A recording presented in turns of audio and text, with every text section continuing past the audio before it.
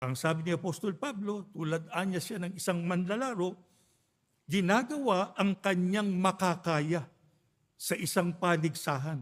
Kanya pala kinakailangan sa atin kung gusto nating makarating sa hangganan.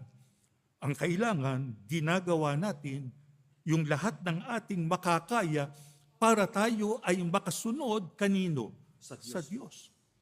Kaya isipin natin sandali, mga kapatid, nagagawa ba natin ngayon yan?